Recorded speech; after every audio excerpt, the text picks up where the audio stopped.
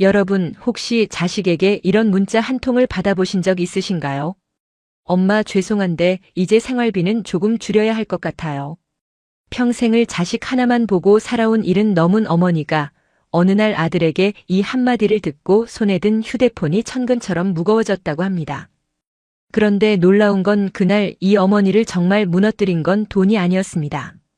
아들이 끝내 하지 못한 말 한마디, 그리고 어머니가 끝내 하지 못한 말 한마디 때문이었다고 하는데요. 부모는 왜 자식 앞에서 늘 괜찮은 척을 하게 되는 걸까요? 그리고 자식은 왜 부모 앞에서 힘든 티를 그렇게까지 숨기려 하는 걸까요? 이 이야기 끝까지 들으시면 아마 오늘 저녁 자식에게 전화 한 통 걸고 싶어지실 겁니다. 지금부터 시작하겠습니다. 남편을 먼저 떠나보낸 지도 어느덧 7년이라는 세월이 흘렀습니다. 평생을 함께 살던 사람이 떠나고 혼자 남겨진 집은 유난히도 넓게 느껴졌습니다. 아침에 눈을 떠도 조용하고 저녁이 되어도 그 조용함은 그대로였습니다. 텔레비전을 켜놓아도 사람 목소리만 울려 퍼질 뿐 집안 가득한 적막함은 쉽게 거치지 않았습니다. 그런 그녀에게 가장 큰 힘이 되어준 건 다름 아닌 아들이었습니다. 엄마, 생활비 걱정하지 마세요. 제가 매달 조금씩 보내드릴게요. 아들의 그 한마디를 들었을 때 얼마나 고마웠는지 모릅니다. 사실 그녀는 단 한 번도 먼저 돈 얘기를 꺼낸 적이 없었습니다. 국민연금도 조금 나오고 남편이 남겨준 돈을 아끼면 충분하다고 오히려 손사래를 쳤습니다. 하지만 아들은 그 말을 듣지 않았습니다. 엄마는 평생 저 하나 키우느라 고생만 하셨잖아요. 이제는 제가 갚을 차례예요. 그 말을 들으며 그녀는 몰래 눈물을 훔쳤습니다. 아, 내가 아들 하나는 참 잘 키웠구나. 그 생각 하나만으로도 마음이 든든해졌습니다. 그날 이후로 매달 같은 날짜가 되면 아들에게서 생활비가 들어왔습니다. 큰 돈은 아니었지만 그 돈 안에는 아들의 마음이 고스란히 담겨 있었습니다. 그녀는 그 돈을 함부로 쓰지 않았습니다. 마트에 가서도 조금이라도 저렴한 채소를 골랐고 과일 하나를 사더라도 몇 번을 망설였습니다. 혹시라도 아들이 힘들게 번 돈을 허투루 쓰는 것 같아 마음이 쓰였기 때문입니다. 그래서 생활비가 들어오는 날이면 가장 먼저 통장을 들여다보며 이렇게 혼잣말을 하곤 했습니다. 우리 아들, 이번 달도 고생 많았구나. 그럴 때마다 괜히 가슴 한켠이 뭉클해지곤 했습니다. 시간이 흘러 아들은 결혼을 하고 두 아이의 아빠가 되었습니다. 맞벌이를 하며 하루하루를 바쁘게 살아가는 모습이 안쓰럽기도 했지만 손주들이 재롱을 부리는 모습을 볼 때면 세상 부러울 것이 없었습니다. 명절이면 북적이는 식탁이 좋았고 손주들이 할머니 하며 달려오는 소리가 세상 무엇보다 반가웠습니다. 그녀는 늘 이렇게 생각했습니다. 이 정도면 나는 참 복 많은 엄마다. 그런데 언제부터인가 생활비가 들어오는 날짜가 조금씩 늦어지기 시작했습니다. 예전에는 매달 정확한 날짜에 보내오던 아들이었는데 하루 이틀씩 늦어지는 날이 생겼습니다. 처음에는 대수롭지 않게 넘겼습니다. 바쁜가 보다, 깜빡했나 보다 하고요. 하지만 한 달, 두 달이 지날수록 늦어지는 날은 점점 더 늘어났습니다. 그녀는 일부러 먼저 그 얘기를 꺼내지 않았습니다. 혹시라도 아들이 부담을 느낄까 봐서였습니다. 대신 전화를 걸 때마다 늘 같은 말만 물었습니다. 밥은 잘 챙겨 먹니? 은우, 지우는 잘 있고? 아들은 언제나 웃으며 괜찮다고 대답했습니다. 하지만 그 웃음소리 어딘가에는 예전에는 없던 낯선 피곤함이 묻어 있는 것 같았습니다. 그때까지만 해도 그녀는 알지 못했습니다. 아들이 혼자서 그렇게 무거운 짐을 지고 있었다는 것을, 그리고 머지않아 자신의 가슴에 오래도록 남을 그 한마디를 듣게 되리라는 것도 말입니다.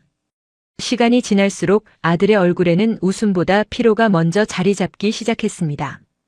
예전에는 집에 오면 손주들과 함께 웃고 떠들던 아이였는데 어느 순간부터는 소파에 앉자마자 깊은 한숨부터 내쉬곤 했습니다. 많이 피곤하니? 물어보면 아들은 늘 같은 대답을 했습니다. 괜찮아요. 엄마 요즘 일이 좀 많아서 그래요.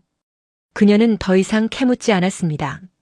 괜히 힘든 이야기를 꺼내게 만들고 싶지 않았기 때문입니다.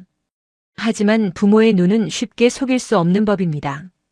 식사를 하다가도 휴대폰이 울리면 다급하게 확인하는 모습, 늦은 밤에도 거래처 전화를 받는 모습, 손주들이 놀아달라며 매달려도 아빠가 조금만 쉬었다 놀아줄게 하며 지친 목소리로 답하던 모습. 그 모든 것이 예전과는 확연히 달라 보였습니다. 어느 날은 며느리가 조심스럽게 이런 말을 건넸습니다. 어머니, 요즘 회사 사정이 많이 어려운가 봐요. 퇴근하고도 집에서 계속 일을 하더라고요. 그녀는 아무렇지 않은 척 웃어 보였습니다. 다 잘 될 거야. 하지만 속으로는 마음이 편치 않았습니다. 그날 밤 잠이 오지 않아 통장을 꺼내 보았습니다. 아들이 몇 년 동안 보내준 생활비 내역이 차곡차곡 찍혀 있었습니다. 한 줄 한 줄 내려다보던 그녀는 문득 눈시울이 뜨거워졌습니다. 이 돈도 결코 쉬운 돈이 아니었을 텐데 나는 그동안 너무 당연하게만 받아온 건 아니었을까? 며칠 뒤 아들이 오랜만에 혼자 집에 찾아왔습니다. 손주들도 없고 며느리도 없이 혼자 오는 일은 좀처럼 없었기에 그녀는 반가움과 동시에 이상한 예감을 느꼈습니다. 아들은 식탁에 앉아 물 한 잔을 천천히 들이켰습니다. 평소 같았으면 이런저런 이야기를 먼저 꺼냈을 텐데 그날은 유난히 말이 없었습니다. 집안에는 시계 초침 소리만 들릴 만큼 고요한 정적이 흘렀습니다. 한참을 망설이던 아들이 어렵게 입을 열었습니다. 엄마. 그 짧은 한마디가 왜 그렇게 무겁게 들렸는지 모르겠습니다. 그녀는 조용히 아들의 얼굴을 바라보았습니다. 아들은 한동안 눈을 마주치지 못한 채 두 손을 꼭 모으고 깊은 한숨을 내쉬더니 떨리는 목소리로 말을 이었습니다. 엄마 죄송한데요. 잠시 말을 멈췄다가 힘겹게 다시 입을 열었습니다. 이제 생활비를 예전처럼 보내드리기가 조금 힘들 것 같아요. 순간 그녀는 자신의 귀를 의심했습니다. 하지만 더 놀라웠던 건 그 다음 이어진 아들의 말이었습니다. 회사도 많이 어렵고 아이들 교육비도 계속 늘어나고 대출 이자까지 크게 올라서 아무리 아껴도 여유가 생기지 않는다고 했습니다. 말을 하는 아들의 목소리에는 미안함이 가득 배어 있었습니다. 그런데 이상하게도 그녀는 그 말을 듣는 순간 아들의 얼굴보다 자기 마음속에서 무언가가 먼저 무너져 내리는 걸 느꼈습니다. 아, 내가 이제 아들에게 짐이 되었구나. 그 생각이 가장 먼저 스쳐 지나갔습니다. 아들은 계속해서 죄송하다는 말을 되풀이했지만 그녀에게는 그 말이 더 아프게 다가왔습니다. 자식이 부모 앞에서 고개를 숙이며 미안하다고 말한다는 사실 자체가 너무나 가슴 아팠기 때문입니다. 그녀는 아무렇지 않은 척 미소를 지어 보였습니다. 그리고 아들의 손을 가만히 잡으며 말했습니다. 아들아, 엄마는 괜찮다. 너무 걱정하지 마라. 하지만 그 말을 하는 목소리는 생각보다 훨씬 많이 떨리고 있었습니다. 아들이 돌아간 뒤 집안은 다시 조용해졌습니다. 현관문이 닫히는 소리를 들으며 그녀는 한동안 그 자리에 우두커니 서 있었습니다. 방금 전까지 웃으며 괜찮다고 말했던 자신의 모습이 자꾸만 떠올랐습니다. 정말 괜찮은 걸까? 스스로에게 물어보았지만 쉽게 답이 나오지 않았습니다. 그날 밤 거실에 앉아 남편의 사진을 바라보다 혼잣말을 했습니다. 여보, 우리 아들이 많이 힘든가 봐요. 사진 속 남편은 여느 때처럼 말없이 웃고만 있었습니다. 며칠 뒤 생활비가 들어오던 날짜가 되었지만 통장은 조용했습니다. 예전 같았으면 조금 서운했을지도 모릅니다. 하지만 이번에는 이상하게도 통장보다 아들의 얼굴이 먼저 떠올랐습니다. 고개를 숙인 채 미안하다고 말하던 그 모습이 자꾸만 눈앞에 아른거렸습니다. 그날부터 그녀는 생활비를 더욱 아껴 쓰기 시작했습니다.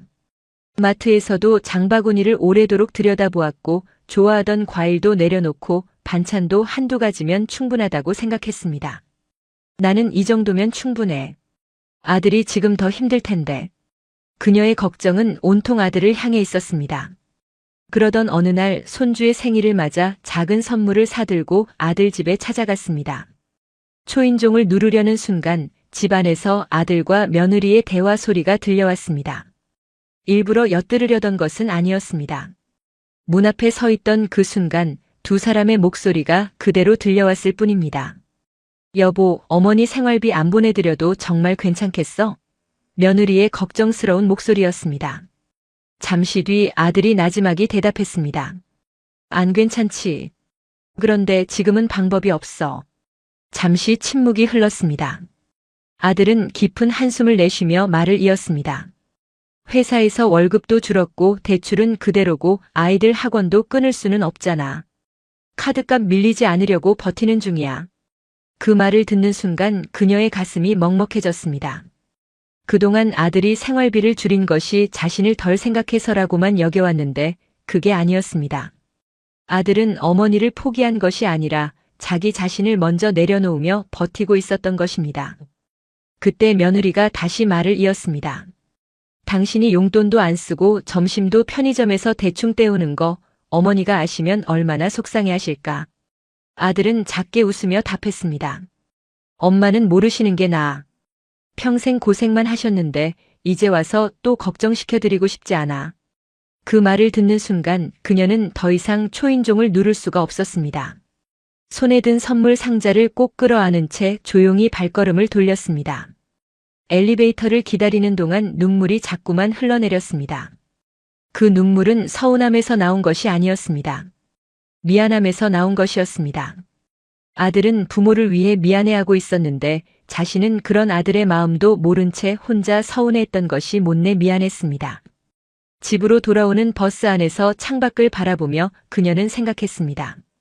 부모는 자식이 잘 사는 모습만 바라는데 자식은 부모에게 부족한 모습을 보이지 않으려고 혼자서 그 무게를 견디고 있었구나. 그날 그녀는 결심했습니다. 이제는 내가 아들을 걱정할 차례가 아니라 아들의 마음을 먼저 안아줘야겠다고 말입니다. 며칠 동안 그녀는 많은 생각을 했습니다. 아들에게 어떤 말을 건네야 조금이라도 마음이 가벼워질지 계속 고민했습니다. 그러다 문득 서랍 속 통장을 다시 꺼내보았습니다. 남편이 남겨준 돈도 조금 있었고 그동안 아들이 보내준 생활비를 아끼고 아껴 모아둔 돈도 생각보다 꽤 남아 있었습니다. 나는 왜 이 돈을 그저 모으기만 했을까? 결국 이 돈도 우리 아들을 위해 쓰려고 모아둔 돈이었는데. 며칠 뒤 그녀는 아들에게 전화를 걸었습니다. 아들아, 이번 주말에 시간 되면 엄마 집에 와서 밥 한 끼 먹고 가렴. 주말이 되자 아들과 며느리, 손주들이 모두 집으로 왔습니다. 오랜만에 집안이 웃음소리로 가득 찼습니다. 손주들은 거실을 뛰어다니고 며느리는 주방에서 설거지를 돕겠다며 앞치마를 둘렀습니다. 그녀는 평소처럼 갈비찜과 된장국, 잡채를 한가득 차려냈습니다. 식사가 끝난 뒤 그녀는 조용히 아들을 불렀습니다. 아들아, 엄마랑 잠깐 이야기 좀 하자. 아들은 그녀의 표정을 살피더니 조금 긴장한 얼굴로 따라 나섰습니다. 거실 창가에 나란히 앉은 두 사람 사이에 잠시 침묵이 흘렀습니다. 먼저 입을 연 건 그녀였습니다. 생활비 얘기 말이야. 그 말을 듣자 아들의 표정이 금세 어두워졌습니다. 엄마 죄송해요. 조금만 기다려주세요. 형편이 좀 나아지면 다시. 그녀는 아들의 말을 조용히 막았습니다. 아니다. 엄마는 그 얘기를 하려던 게 아니야. 그녀는 미리 준비해둔 통장을 아들의 손에 쥐어주었습니다. 아들은 놀란 얼굴로 그녀를 바라보았습니다. 엄마, 이게 뭐예요? 그녀는 웃으며 말했습니다. 그동안 내가 보내준 생활비다. 엄마는 많이 쓰지도 못했어. 다 이렇게 모아두고 있었단다. 아들은 믿기지 않는다는 표정으로 통장을 넘겨보았습니다. 그녀는 아들의 손을 꼭 잡으며 말을 이었습니다. 아들아, 이제부터는 엄마 생활비 걱정하지 마라. 엄마는 연금도 있고 이 정도면 충분히 살 수 있어. 이 돈은 내 아이들한테 쓰고 가끔은 너희끼리 맛있는 것도 사 먹고 너 자신도 좀 챙기면서 살아야지. 그 말을 듣던 아들은 끝내 고개를 숙였습니다. 그리고 참아왔던 눈물을 쏟아냈습니다. 엄마 죄송해요. 제가 너무 부족한 아들이라서. 그녀는 아들의 어깨를 가만히 토닥이며 말했습니다. 아니다. 넌 부족한 아들이 아니야. 부모는 자식이 힘든데도 그걸 혼자 참고 있다는 걸 알게 될 때 그게 더 마음이 아프단다. 그러니까 다음부터는 혼자서 다 짊어지려 하지 마. 엄마도 내 편이고 우리는 가족이잖니. 그 순간 아들은 어린 시절처럼 그녀의 어깨에 얼굴을 기대었습니다. 그녀는 문득 8살 무렵의 아들이 떠올랐습니다. 넘어지면 품으로 달려오던 아이, 힘들면 엄마부터 찾던 그 아이가 어느새 한 가정의 가장이 되어 혼자서 그 모든 짐을 짊어지고 있었던 것입니다. 부모는 나이가 들어도 자식을 걱정합니다. 그리고 자식은 나이가 들어도 부모 앞에서는 여전히 미안한 아이로 남습니다. 그날 그녀는 다시 한번 깨달았습니다. 가족이란 서로에게 짐이 되는 존재가 아니라 힘들 때 서로 기대어 쉴 수 있는 가장 따뜻한 울타리라는 것을 말입니다. 그날 이후 아들은 더 이상 생활비 이야기를 꺼내지 않았습니다. 그녀 역시 다시는 돈 이야기를 하지 않았습니다. 대신 두 사람은 서로의 안부를 더 자주 묻게 되었습니다. 엄마, 오늘 병원은 다녀오셨어요? 아들아, 점심은 꼭 챙겨 먹어라. 예전에는 생활비가 들어오는 날만 기다렸다면 이제는 아들의 전화 한 통이 더 기다려졌습니다. 신기하게도 마음이 바뀌니 세상이 조금 다르게 보였습니다. 생활비가 줄어든 것이 부모를 향한 사랑이 줄어든 것은 결코 아니었습니다. 오히려 아들은 가장 힘든 순간에도 부모를 지켜드리지 못한다는 미안함을 혼자 품은 채 살아가고 있었습니다. 그리고 그녀 역시 아들의 현실을 제대로 들여다보지 못한 채 자신의 서운한 마음만 먼저 바라보고 있었던 건 아닌지 돌아보게 되었습니다. 부모는 자식이 잘 되기를 바라며 평생을 살아갑니다. 자식이 배부르면 부모도 배부르고 자식이 웃으면 부모도 따라 웃습니다. 그런데 나이가 들면 이상하게도 그 마음을 잠시 잊어버릴 때가 있습니다. 왜 연락이 없을까? 왜 예전 같지 않을까? 왜 부모를 먼저 챙기지 않을까? 그런 생각이 들 때도 있습니다. 하지만 가만히 돌이켜보면 우리도 젊은 시절에는 하루하루 살아내기 바빴습니다. 아이들 키우랴, 생활비 마련하랴, 미래를 걱정하랴, 부모님께 자주 찾아뵙지 못했던 날들이 있었습니다. 그때 우리 부모님도 지금의 이 마음과 비슷하지 않았을까요? 그래서 그녀는 요즘 아들에게 이렇게 말합니다. 아들아, 엄마는 괜찮다. 엄마 걱정보다는 내 건강부터 챙기렴. 손주들 웃는 모습 보여주는 것만으로도 엄마는 충분히 행복하단다. 그 말을 할 때마다 아들은 늘 같은 대답을 합니다. 엄마, 조금만 기다리세요.